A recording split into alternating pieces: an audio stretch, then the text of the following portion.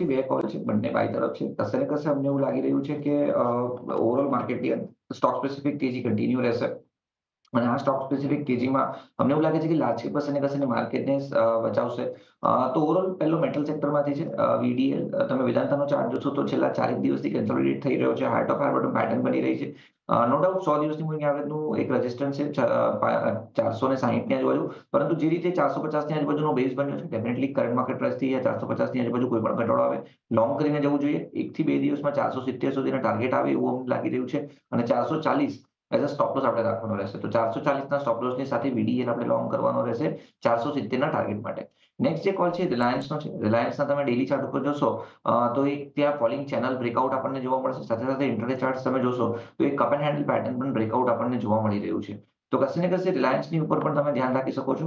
એક positional stop loss તમારે જે રાખવાનો રહેશે 1280 ના નીચેનો એટલે 1279 નો તમે સ્ટોપ લોસ મેન્ટેન કરો.